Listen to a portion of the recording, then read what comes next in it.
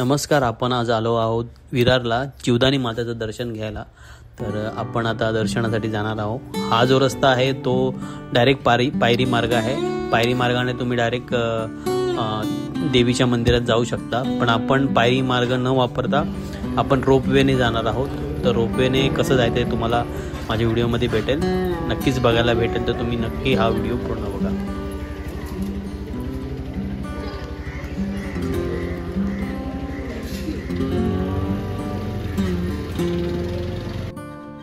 याच मार्गाने आपल्याला रोपवेसाठी जायचं आहे. पर पर्सन 200 रुपीज तिकीट आहे. इथे आतमध्ये गेल्यानंतर आपल्याला रोपवेमध्ये बसण्यासाठी जागा दिलेल्या आहे. तिथून पुढे आपल्याला रोपवेची जी ट्रेन आहे, ट्रेन म्हणावं किंवा रोपवे म्हणावं, त्या केबिनमध्ये आपल्याला जाण्यासाठी मार्ग आहे.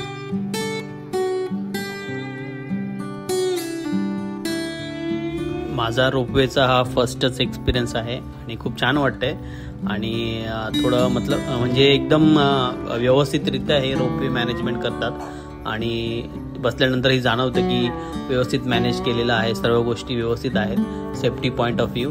तर या रोपवेचा वापर तुम्ही नक्कीच करा आणि लवकरात लवकर तुमचं जीवदानीच्या मंदिरामध्ये जाता येईल. तर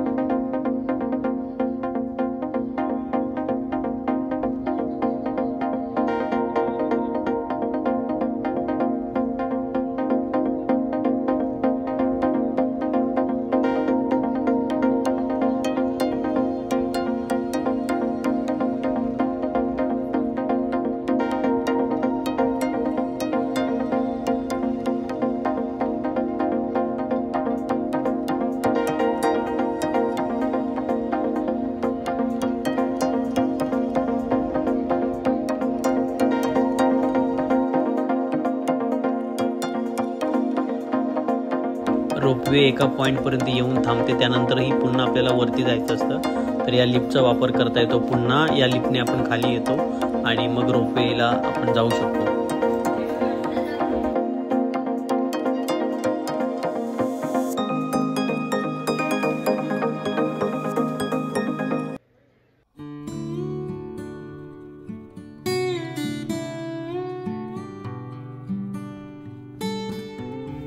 आता आपण जीवदानी मंदिराच्या गाभाऱ्यामध्ये आहोत.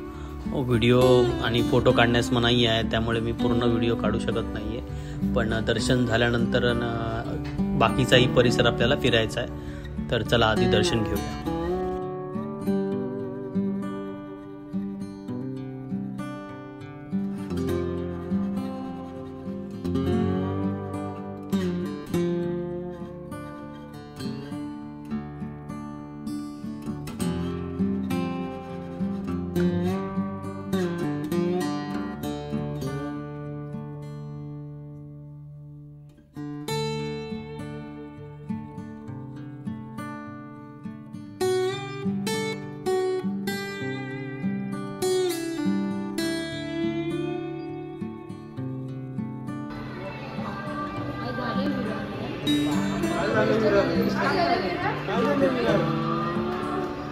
अरे विरार काय झालं?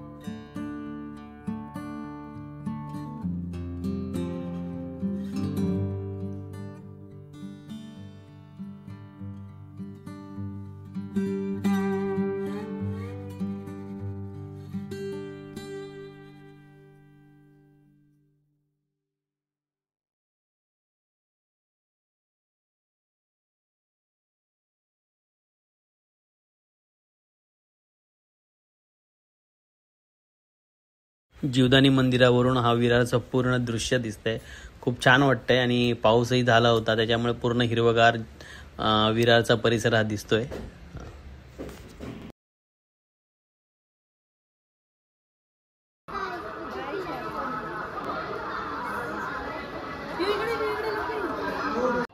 पुन्हा आपल्याला रोपवेनेच खाली जायचं, तर हा रस्ता रोपवे इकडे घेऊन जातो आपल्याला आणि रोपवेमध्ये जाण्यासाठी या रस्त्याने आपण खाली जातो.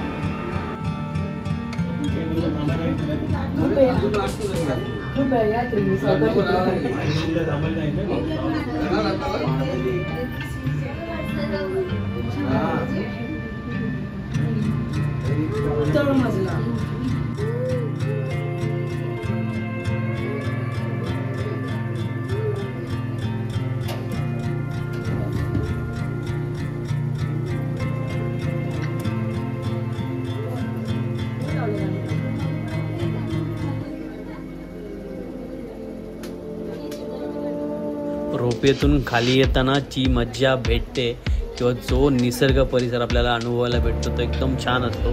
तुम्ही बघू शकता की रोपेतून आपण खाली येतोय, एकदम छान असं वाटतंय. आणि मॅनेजमेंट म्हटलं रोपवे तर खूप छान, मला अतिशय आवडलं. तर तुम्ही रोपवे नक्कीच वापरा आणि दर्शन नक्कीच घ्या.